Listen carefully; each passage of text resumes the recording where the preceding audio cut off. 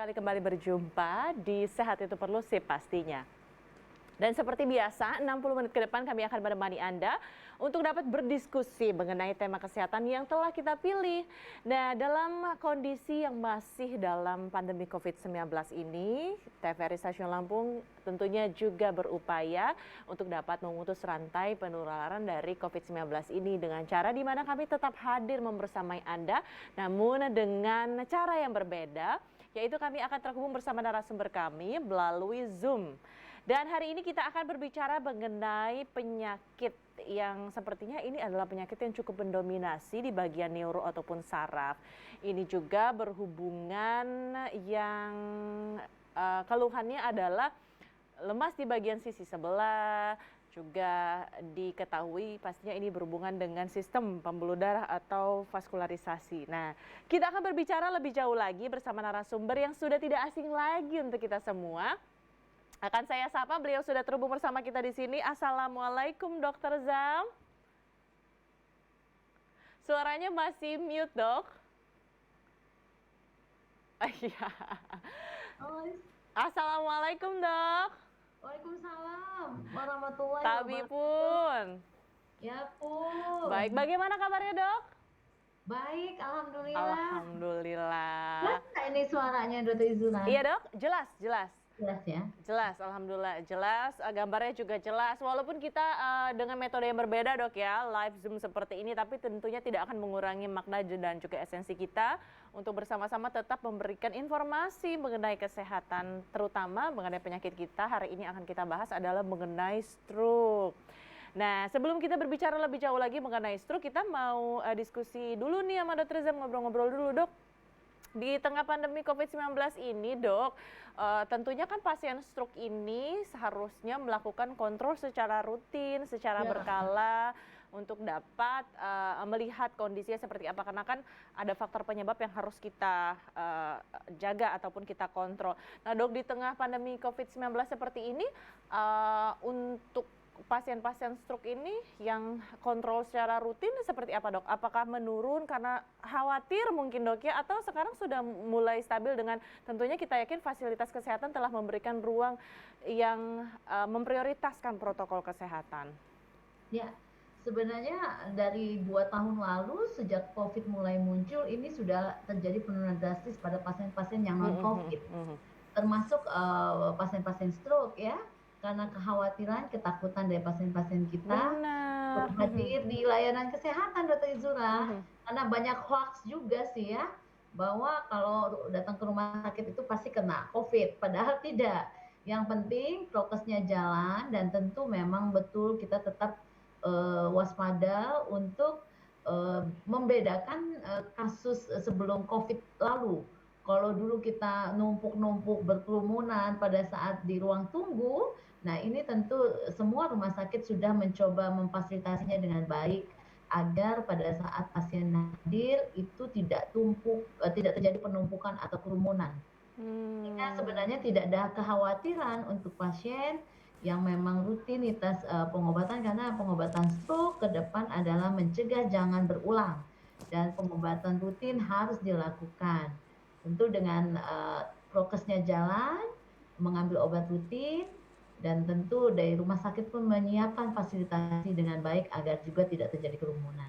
Benar, dan juga kita ketahui nih Dokter Zam ini adalah salah satu dokter yang juga memberikan waktunya untuk dapat berkonsultasi melalui via online ataupun medicine online yang diselenggarakan oleh ID Cabang Bandar Lampung ya, Dok, ya. Jadi full dalam 1 minggu Dokter Zam memberikan waktu untuk dapat berkonsultasi khususnya mengenai COVID-19. Nah, Dok, masih mengenai stroke dan juga COVID-19 nih, Dok. Kalau kita ketahui kan ada istilah komorbid ya, Dok, ya. Nah, kalau stroke ini juga termasuk komorbid, Dok, untuk COVID-19? Stroke-nya sendiri yang sudah terjadi merupakan dampak dari faktor risiko yang jadi tadi komorbid tadi. Jadi komorbid yang kita maksud adalah faktor risiko. Yaitu tadi nanti kita diskusi soal darah tinggi, kencing manis, kelainan jantung, kemudian kolesterol ya, kemudian kelainan-kelainan metabolik lainnya yang menjadi faktor risiko. Sedangkan stroke-nya sendiri kalau sudah berlalu ya memang sudah terjadi bekas stroke. Dia kita anggap bukan komorbid, tetapi faktor risikonya lah yang menjadi komorbid Oke. untuk pada pasien-pasien COVID beresiko. Andaikan orang yang punya faktor risiko tidak terkendali, nah dapat COVID, nah ini dia yang Takut menjadi berulang lagi, ya, Dok, ya gitu ya. Jadi faktor resikonya nih jadi komorbid yang harus kita ya, kelola, kita jaga. Nah, kita akan langsung saja berbicara di mengenai stroke. Kalau mau ngobrolin atau berbicara mengenai stroke ini saya yakin 60 menit nggak cukup, Dok, ya pasti ya. Kalau di pendidikan kedokteran aja nih 4 tahun, Dok, ya belajar tentang khusus stroke ini ya, Dok, ya. Baik.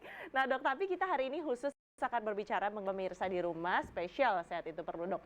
Mengenai stroke ini sendiri, Dok, biasanya kita tahu nih, kadang-kadang nih, Dok, ya, keluarga pasien nih datang ke ruang instalasi gawat darurat atau kemana, Dok, ini kena stroke.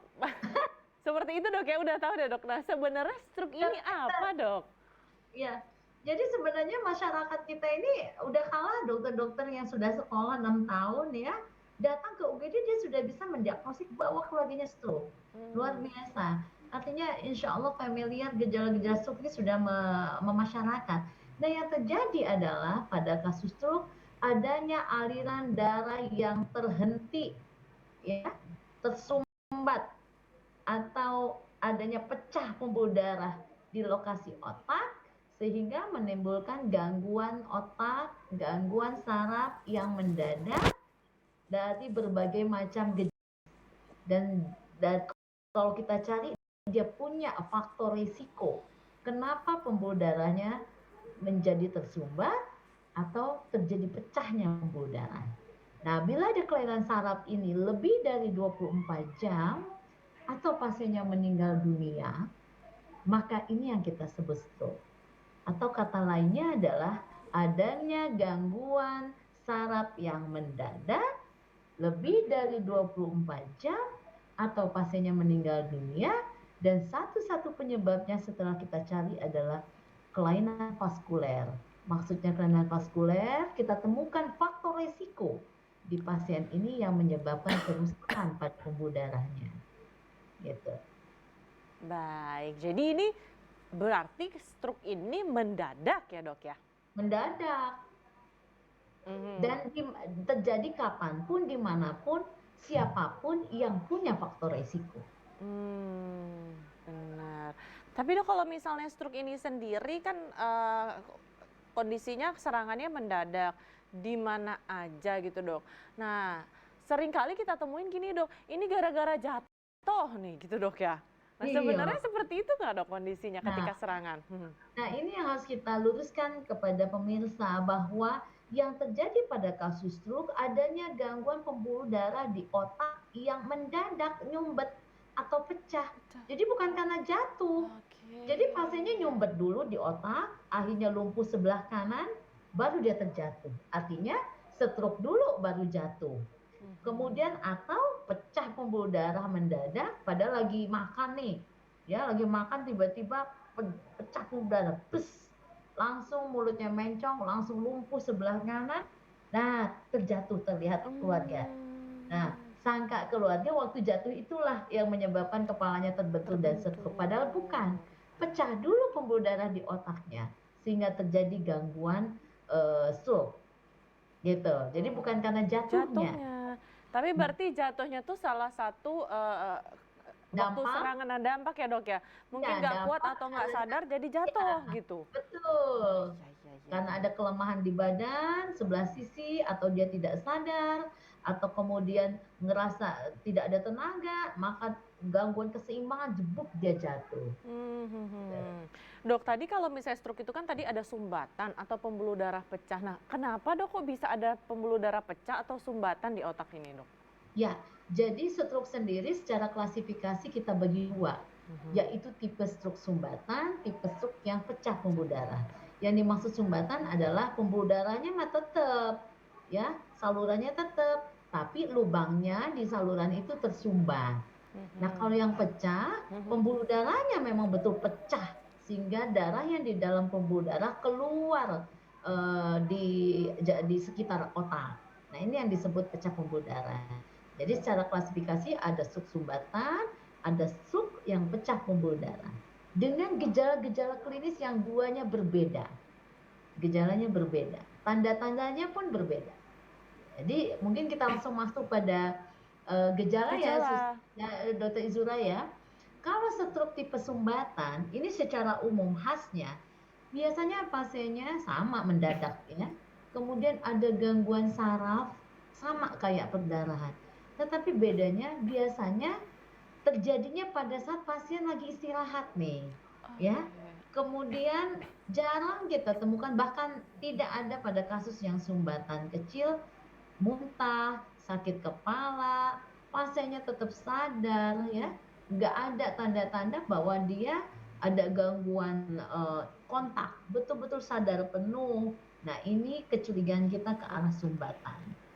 Kemudian sebaliknya kalau perdarahan, gejala yang bisa ditangkap sebelum kita lakukan penunjang, satu, dia terjadi pada saat pasiennya lagi aktivitas nih Dokter Izura. Misalnya lagi nyangkol, lagi nyuci piring, pokoknya ada kegiatan. Tiba-tiba terjadi kelemahan dan atau tidak sadar. Yang kedua, gejala stroke perdarahan ini biasanya pasiennya tidak sadar. Kemudian tanda-tanda yang lain adanya muntah, adanya sakit kepala hebat, Dokter Izura, kemudian adanya kejang, ya. Dan biasanya pada saat kejadian yang tipe stroke perdarahan langsung memburuk. Beda pada kasus yang sumbatan. Iya, biasanya pasiennya stabil aja, tetapi dia perharinya bisa terjadi penambahan gejala. Kalau sumbatan. Kalau pendarahan pada hari itulah langsung terjadi perburukan cepat gitu. Jadi dan progres perburukannya beda Dok ya. Kalau stroke perdarahan dia lebih cepat, di hari yang sama bisa terjadi perburukan. Iya, betul. Jadi kita temukan udah langsung memburuk.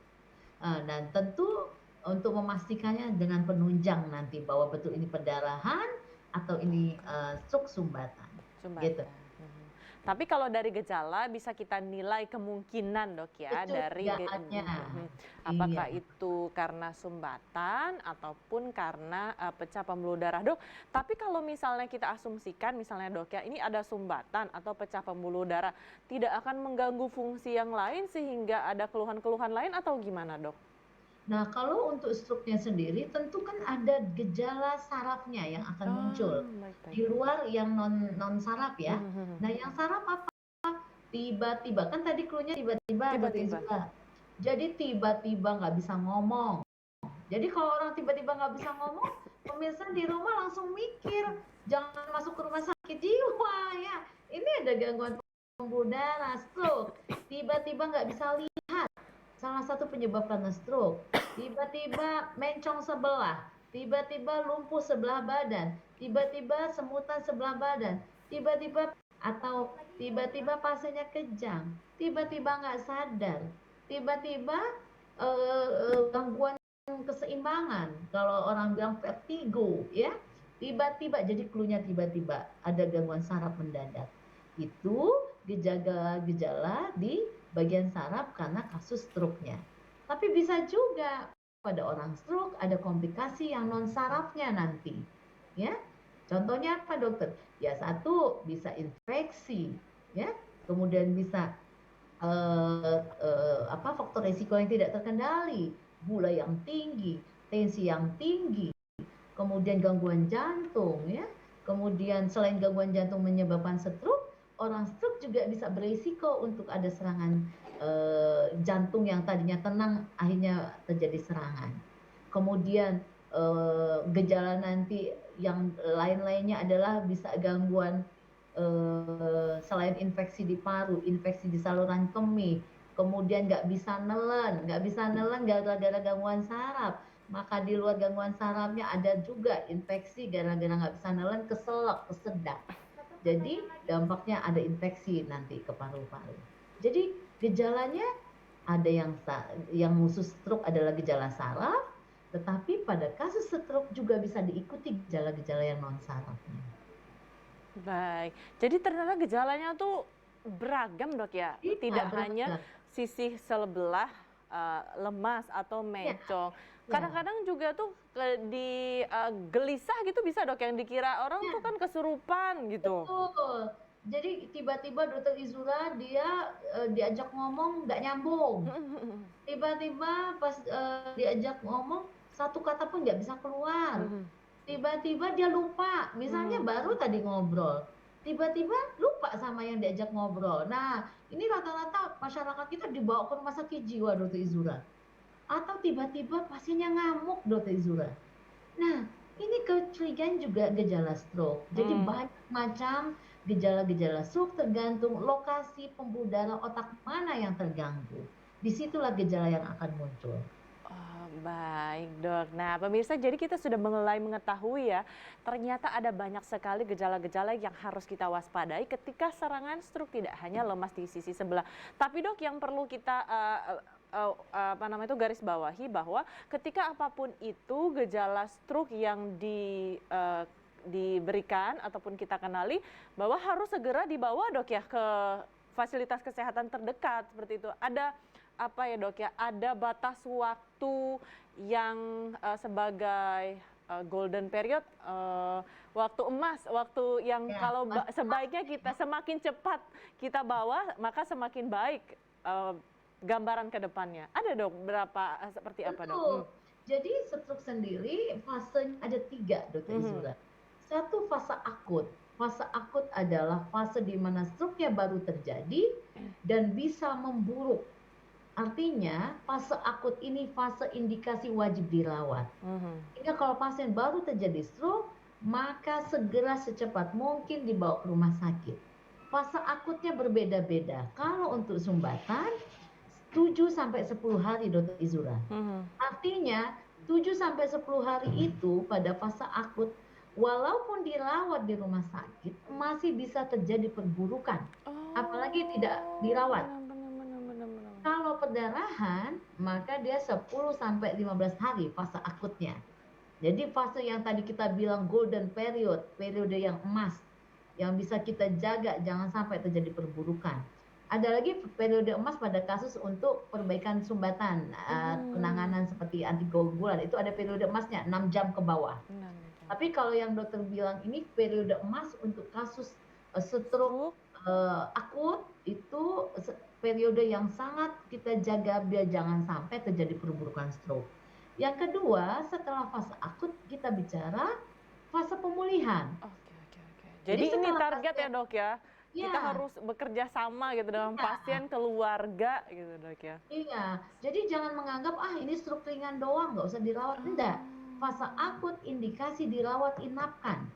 Kita Karena mencegah kita mau kalau lihat tadi ya ya dok ya? perburukan stroke.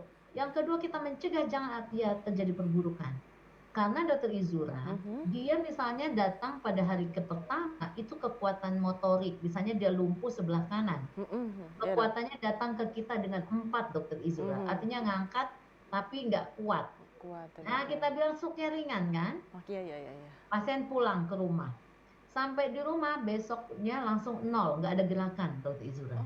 Nah Jadi nggak ini bisa gerak sama sekali dok ya nggak gitu ya? bisa gerak. Nah ini fase emas fase akut yang kita bilang menjaga jangan memburuk seperti itu. Karena tentu untuk pemulihannya jauh lebih sulit pada saat dia sudah buruk. Dengan kekuatannya 0 dibanding tadi kekuatan 4 kalau kita pertahankan pada saat kita rawat inapkan. Kita jaga di rumah sakit biar jangan memburuk. Nah itu tujuannya. Nah jadi fase akut kita menjaga jangan sampai gejala defisit yang sudah dapat ini nambah jelek Dokter Izura.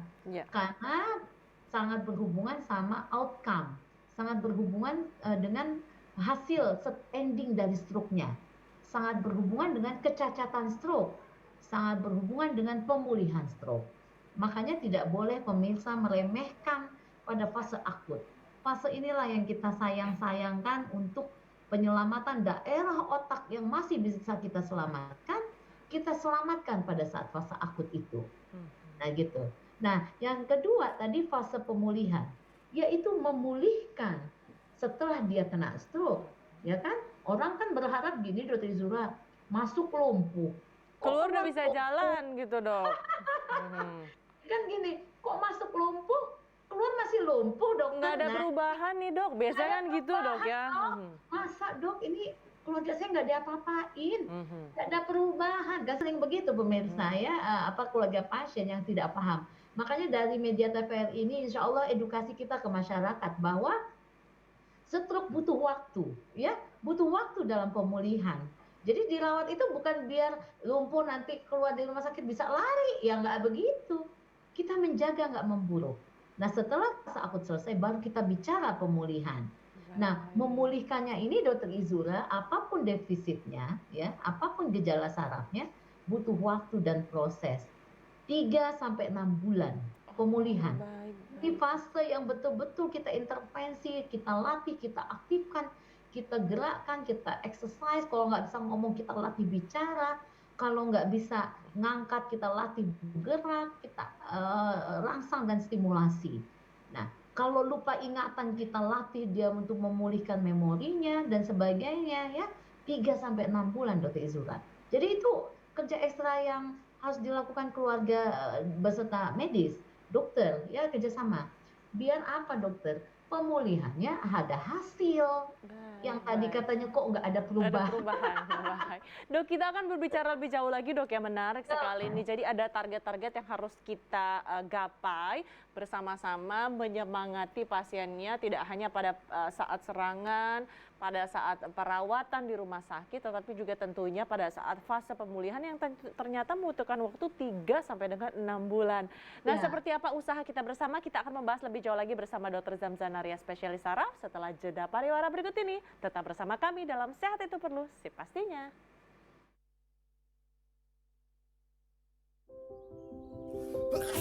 Tanpa disadari, virus dapat menyebar di sekitar kita melalui hal yang dilakukan sehari-hari. Virus tersebut dapat menular secara berantai, mulai dari satu orang ke orang yang lain, lalu ke orang lainnya lagi, hingga dapat menular ke banyak orang. Kita dapat mencegah penyebaran virus. Tutup hidung dan mulut ketika batuk atau bersin. Buang tisu bekas pakai ke tempat sampah tertutup. Cuci tangan pakai sabun sesering mungkin. Semakin banyak yang mencegah, semakin banyak yang terlindungi. Dipersembahkan oleh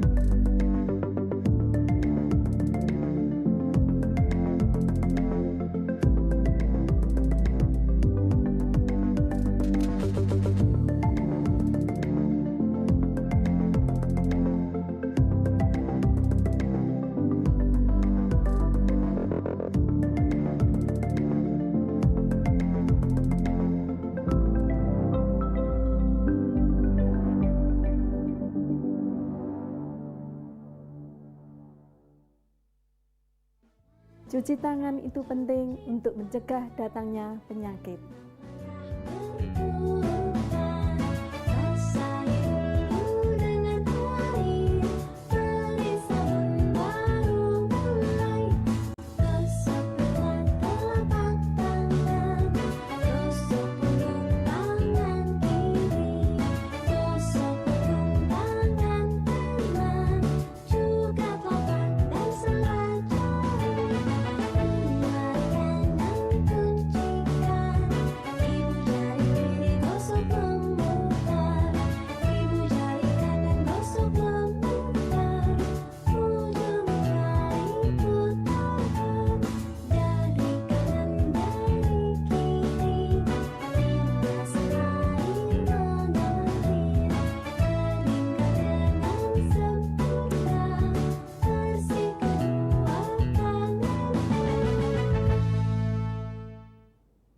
Mudah kan mencuci tangan?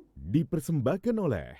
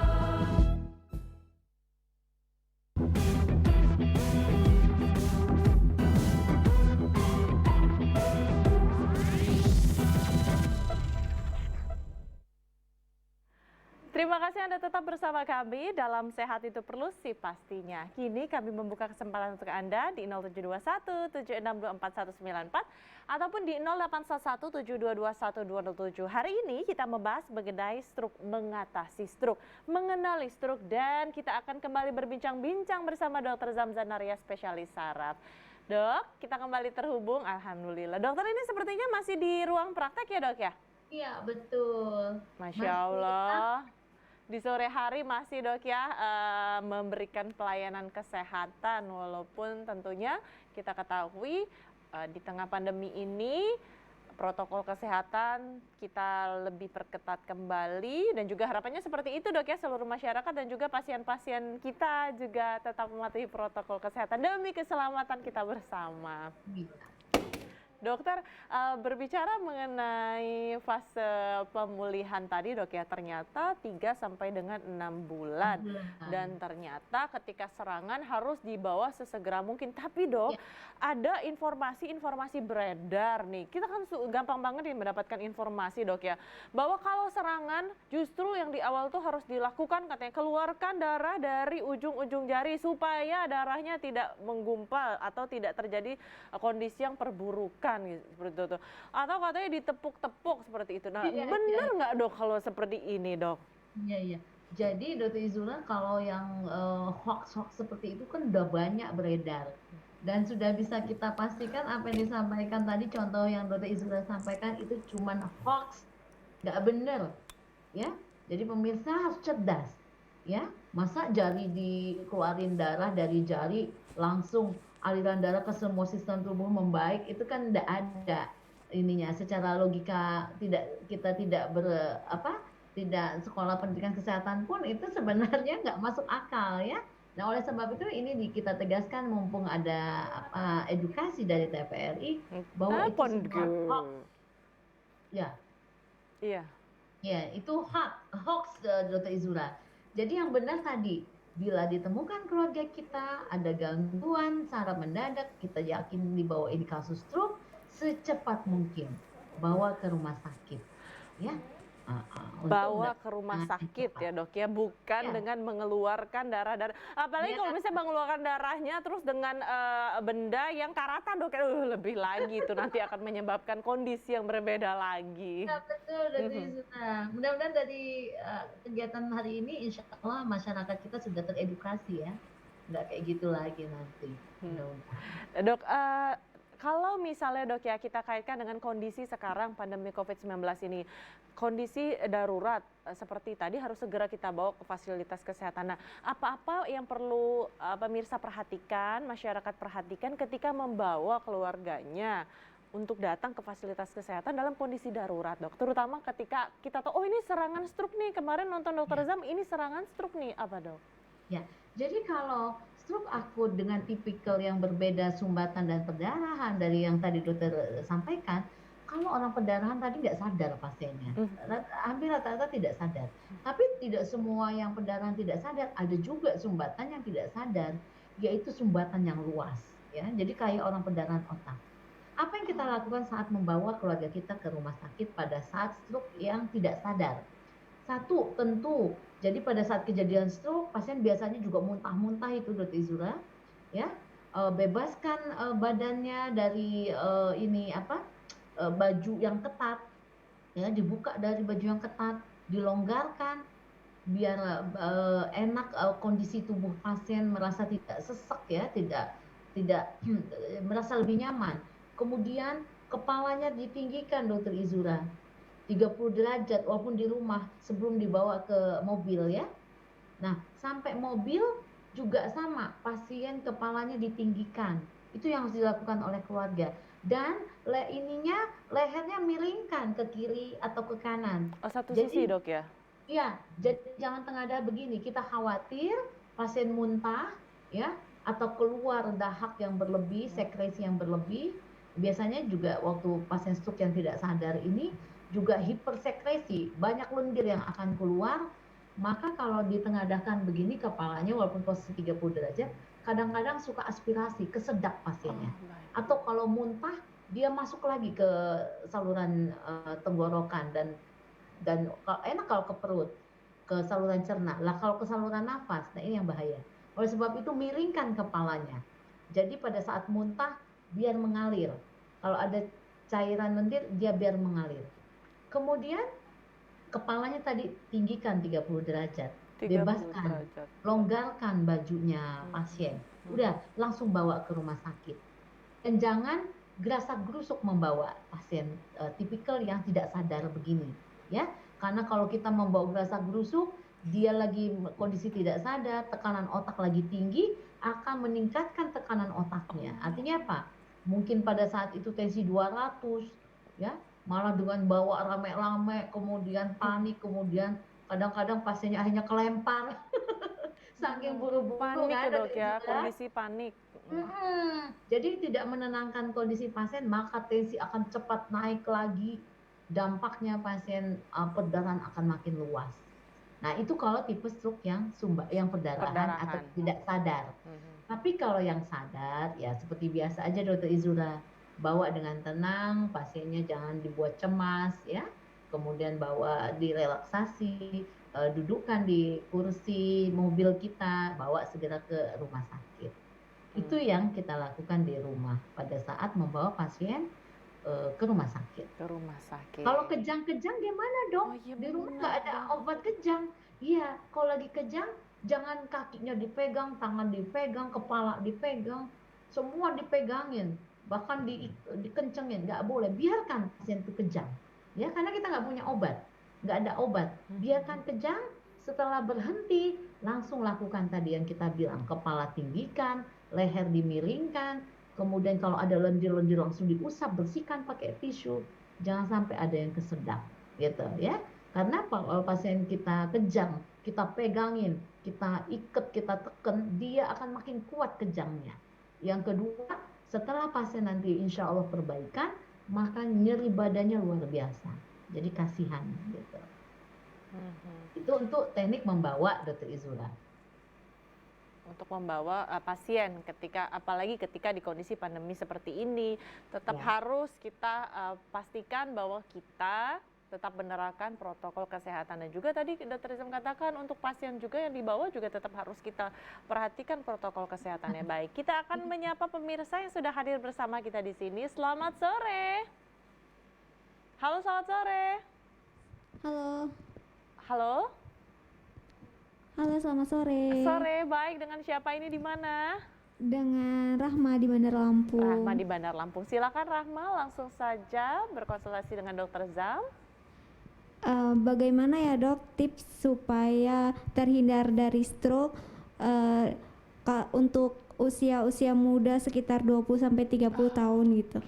Supaya nanti tuanya itu Jangan kena terhindar dari stroke. Baik, Terima baik. kasih. Kita akan langsung saja ke Dokter Zam. Tapi kita juga akan membuka kesempatan kembali untuk dapat memberikan pertanyaan di 072176249194. Dan saya menantikan kita akan ke Dokter Zam. Dokter, yang pertama dulu nih dok sebelum kita jawab. Benar nggak sih dok kalau stroke ini ternyata hanya pada usia lansia gitu? Jadi stroke itu bisa kena usia berapapun, jenis penyakit Baik, apapun. dok kita tahan dulu dok ya, sudah ada penelpon kembali di belakang Mbak Rahma mungkin tadi. Selamat sore. Sore, Mbak. Baik, dengan siapa di mana ini? Dengan Bapak Yanwar di Bandar Lampung. Bapak Yanuar di Bandar Lampung. Setiawan. Oh, Setiawan, maaf Pak. Silakan Pak Setiawan. Selamat sore, Dokter. Ini saya kurang lebih 2 tahun ini mengalami penyakit hipertensi. Hipertensi, Jadi, baik. ya dikatakan tekanannya 180 sempat kemarin 200. Oh, 180 sampai dengan 200? Ya, Dengan pengobatan atau tidak Pak? Tensi segitu? nah kemarin dirujuk ke rumah sakit diberikan 2 obat. 2 obat, baik. Ya, pengirimannya itu amlodipin Amlodipin, yang pagi lisinopril. lisinopril, baik. Dan sudah diberikan 2 obat, tensi masih 180 sampai 200? Ini kadang nggak stabil, kadang 120, Oh, kadang sudah turun naik. ya, Gitu. baik. Yang ingin saya tanyakan, Mhm. kadang saya sudah minum obat teratur, kepala bagian ini masih tetap pusing. Setelah minum obat hipertensi, darah tinggi tetap pusing kepalanya, seperti itu. Iya, Baik. Nah, Usia Pak kemudian- Setiawan berapa? 47. 47. Baik, baik. Selanjutnya? Dan kemudian yang kedua, Mhm.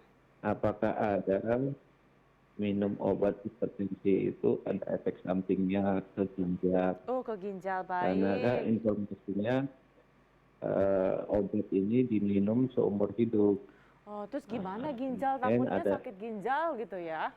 Ya, karena saya dapat informasi kalau captopril dulu boleh diminum karena mengakibatkan efek ginjal, akhirnya captopril tidak boleh di Diganti.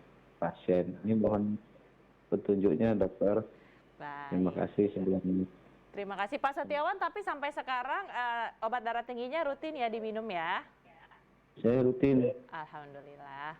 Baik. 10 mg, 10 mg dan juga lisinopril 5 mg, 10 mg? 10. 10 juga. Baik. Terima kasih Pak Cuman Setiawan. ada ini, satu lagi ada batuk. Kalau Oh, ada selama minum obat ini ada batuk. Apa efek itu atau seperti apa ya? batuknya disertai demam, Enggak, batuk kering. sesak, Batuk kering aja. batuk kering dari kapan? Semenjak minum obat atau baru-baru Iya. ini saja? Minum obat. Dok. Minum obatnya udah berapa lama? Minum obat sudah hampir 3 bulan ya. Jadi 3 bulan ini batuk terus? Iya, Riwayat perokok? rokok sudah berhenti. Sudah berhenti, tapi ada riwayat berapa puluh tahun? Iya dok, ini dulu. Nah, Baik. sekarang minta nggak lanjut. Terima kasih Pak Setiawan. Kita akan membahas, saudara, ada 2 pertanyaan yang berbeda. Yang tadi yang pertama dari Mbak Rahma. Stroke pada usia, apakah stroke ini hanya pada usia lansia? Kemudian apa yang bisa dilakukan pada usia produktif agar dok nanti di usia lansia, usia senja terhindar dari penyakit stroke? Ya, jadi stroke itu bisa kena usia berapapun tergantung faktor risiko oleh pasien tersebut ya. Artinya dia tidak memilih usia tua, usia muda, usia anak. Ada stroke pada usia anak ya, pada usia remaja. Nah, jadi memang rata-rata kebanyakan usia-usia lanjut ya, usia sudah 40 tahun ke atas. Tetapi hari ini Dr. Izura, faktor usia stroke makin hari kok makin muda ini. Artinya faktor risiko usia muda untuk jadi stroke ini juga udah mulai makin hari makin banyak ini. Nah, jadi kalau usia stroke, faktor risiko stroke sendiri adalah ada yang bisa kita modifikasi, ada yang nggak bisa kita modifikasi. Artinya ada yang bisa kita kendalikan, ada yang nggak bisa. Yang bisa kita kendalikan darah tinggi, kencing manis, sakit jantung, kelainan jantung ya, kolesterol, asam urat, kemudian obesitas, merokok, kemudian faktor-faktor risiko lain yang masih bisa kita kendalikan ya, kelainan darah dan sebagainya. Tapi ada juga faktor risiko yang nggak bisa kita kendalikan, usia ya, kemudian karena usia ini faktor risiko stroke-nya adalah di atas 65 tahun. Artinya walaupun nggak ada faktor risiko yang dokter sebutkan tadi, bisa jadi stroke. Padahal nggak ada darah tinggi, nggak ada kolesterol, nggak ada kencing manis, nggak ada kelainan jantung, nggak merokok, hidupnya sehat banget. Tapi usia 65 menjadi faktor risiko jadi salah satu faktor risiko untuk jadi stroke. Kemudian ada lagi faktor risiko yang nggak bisa kita ubah, nggak bisa kita modifikasi, yaitu jenis kelamin, kemudian ras, ya. Nah, jenis kelamin dan ras ini juga menjadi faktor risiko, tetapi nggak bisa kita utak-atik yang namanya jenis kelamin. Nah, jadi yang bisa kita lakukan perbaikan adalah faktor-faktor risiko yang memang bisa kita benahi yang tadi saya sebut. Ada juga faktor risiko usia-usia muda.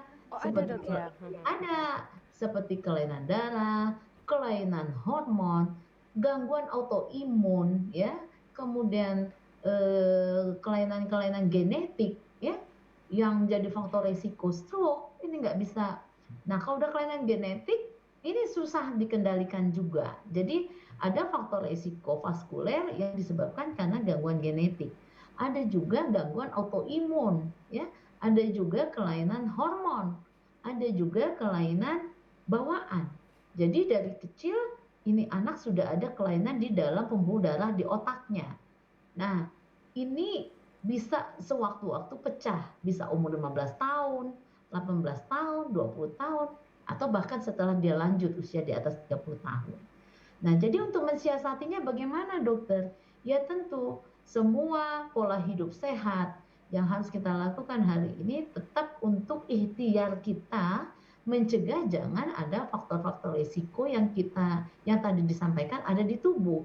Kalaupun sudah ada faktor risiko itu, maka kita kendalikan, kecuali kelainan genetik. Nah, ini nggak bisa, ya. Tetapi ikhtiarnya, walaupun nggak bisa kita kendalikan, ikhtiarnya adalah pola hidup sehat, Dokter Izura. Ya, pola makan yang baik, cari makan makanan yang jangan instan ya. Memang ini dokter bisa ngomong, kadang-kadang juga dokter makannya instan. Benar. Kita sering memberikan arahan olahraga yang cukup, olahraga Dok, yang ya. cukup, tidur yang cukup. Padahal waktu tidur kita pun terbatas, Dok, ya. Kadang kita kan tidur cuma 3 jam, Dokter Izura. Tetapi ngomong ke adik siapa tadi? Pasien kita tadi, adik siapa tadi? Rahma. Dek Rahma tadi ya, tidur yang cukup. Makan yang bergizi, Dok, ya.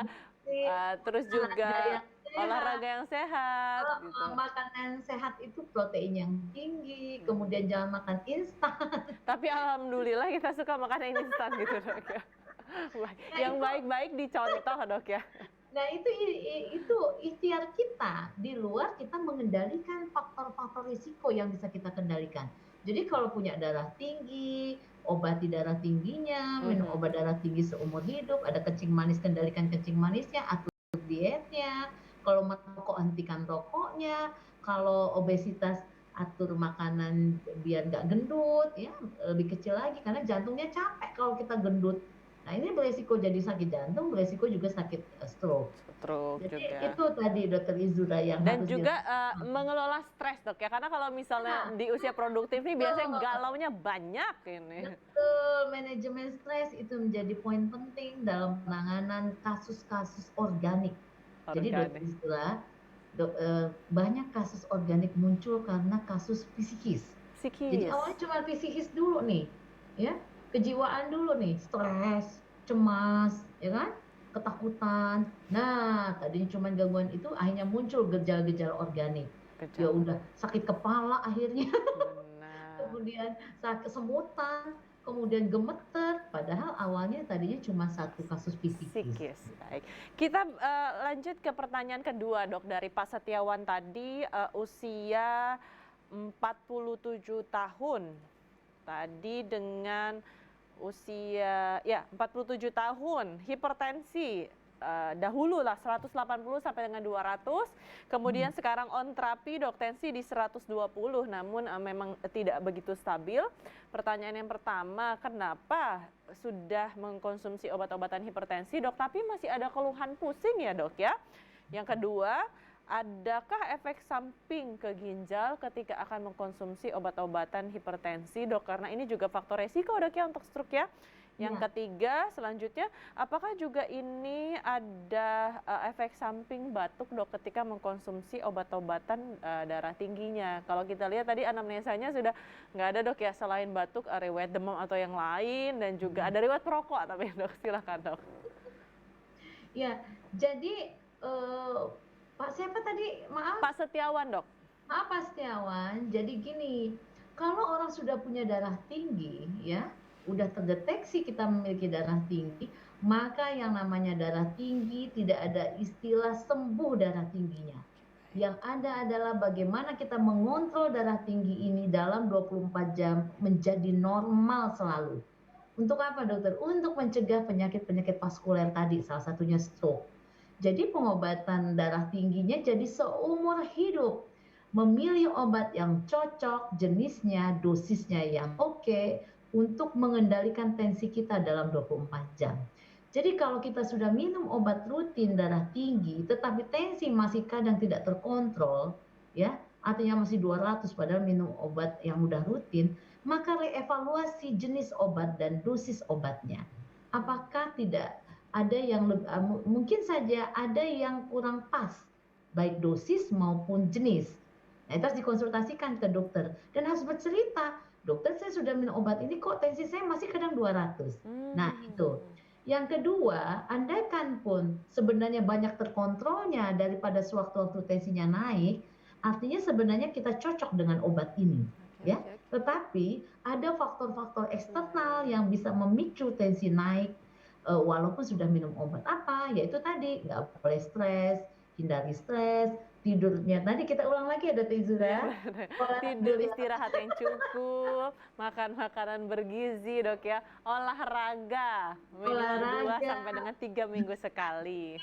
Manajemen stres yang baik, jangan ada faktor resiko eksternal yang membuat kita jadi stres, sehingga walaupun sudah terkontrol dengan obat, gara-gara eksternal tapi jadi tensinya bisa naik mendadak. Dan harus dipahami, kita tidak memeriksa tensi 24 jam. Kita nggak nempelin tensi ini di setiap menit 24 jam sehingga kita nggak tahu nih, kapankah tensi sebenarnya naik. Nah, itulah tujuan obat mengontrol tensi dalam 24 jam. Nah, untuk mengecek tensi ini cocok, obat ini cocok atau tidak sama kita, seringlah ngecek tensi secara acak. Pagi, sore, malam, atau kapan saja. Jadi jangan kalau ngecek jangan pagi terus. Jadi random dok ya? Random, acak. Jadi Pak Setiawan bisa nangkep, oh saya minum obat ini sebenarnya normal tensi saya ini. Sehari-hari seminggu normal, besoknya naik 200. Coba cari, ada nggak faktor risiko pencetus yang lain yang tadi kita sebutkan. Nah, jadi tapi kalau sudah minum obat, tensinya masih tidak pernah normal, nah ini harus dievaluasi. Dok, nah ini mengkonsumsi obat-obatan darah tinggi ini nanti kalau minum obat terus-terusan nanti ginjalnya rusak Kak dok? Oh iya, tadi pertanyaannya itu ya. Jadi gini, yang merusak ginjal bukan obat-obatnya, ya. Yang merusak ginjal adalah penyakit-penyakit perusak ginjal. Siapakah dia? Darah tinggi, kencing manis, asam urat, batu ginjal, kista ginjal, infeksi ginjal, kemudian apalagi tadi kolesterol, asam urat. Nah, ini merusak ginjal. Ya. Nah, dengan kita mengendalikan dengan minum obat darah tinggi, itu menetralisir tensi kita biar stabil dan normal, sehingga kerusakan organ vital tadi yang disebut tidak terjadi, termasuk ginjal. Jadi jangan dibalik Dokter Izura, bukan obat yang merusak ginjal, tapi penyakit-penyakit merusak ginjal. Nah, pada saat ginjal sudah rusak, maka obat-obat ini akan memperburuk kerusakan ginjal. Nah, jadi minum obat darah tinggi seumur hidup tujuannya salah satunya juga mencegah jangan terjadi kerusakan ginjal. Seperti itu dok ya. Dok, ini kita hampir di penghujung acara ini tanpa terasa dok ya. 60 menit padahal banyak sekali yang ingin kita berikan informasi dok. Ini yang poin yang penting ketika dimana sudah melewati fase stroke dan juga merasa sudah perbaikan, padahal tadi kata dokter 3 sampai 6 bulan ini fase pemulihan kita yang harus kita kejar targetnya gitu dok ya. Nah, selama 3 sampai 6 bulan ini dok, treatment ataupun terapi ataupun perawatan apa yang nantinya akan diberikan dokter saraf dok kepada pasiennya seperti itu, dan juga apa yang perlu dilakukan oleh keluarga untuk dapat memberikan support penuh agar targetnya tercapai. Ya, mudah-mudahan ini banyak didengar pemirsa ya. Jadi tidak boleh menunggu, harus dilatih. Apapun defisit yang terjadi, apapun gejala saraf yang terjadi, ini harus dilatih, pemulihannya harus dilatih. Seperti kalau lumpuh sebelah kanan, yang lumpuh itu jangan ditunggu, jangan mengandalkan fisioterapi yang di rumah di setrum-setrum. Yang baik adalah exercise terapi, bergerak, dilatih, diaktifkan. Lumpuh dokter, nah kita melatih dengan tangan yang tidak lumpuh. Susah dihitung-hitung waktunya, kemudian aktif mungkin mengejar waktu 6 bulan itu, sambil nanti dokter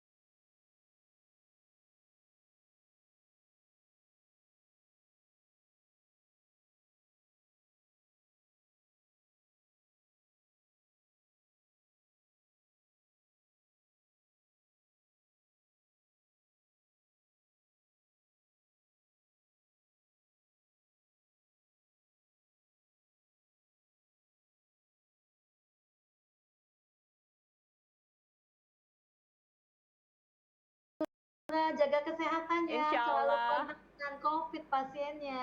Iya dok, terima kasih. Pemirsa, inilah akhir perjumpaan kita di Sehat Itu Perlu. Mudah-mudahan apa yang telah kami sampaikan hari ini tentunya bermanfaat dan juga menjadikan kita semua untuk terus meningkatkan kesadaran kita, mematuhi protokol kesehatan dan juga ikut program pemerintah untuk vaksinasi. Saya Isra Febri Hartati, sampai berjumpa pada Sehat Itu Perlu berikutnya. Dan setelah ini Anda akan mendapatkan informasi teraktual seputar Provinsi Lampung yang kami rangkum dalam Lampung hari ini bersama rekan saya Yoga. Sampai berjumpa. Wassalamualaikum warahmatullahi wabarakatuh. Tabi pun.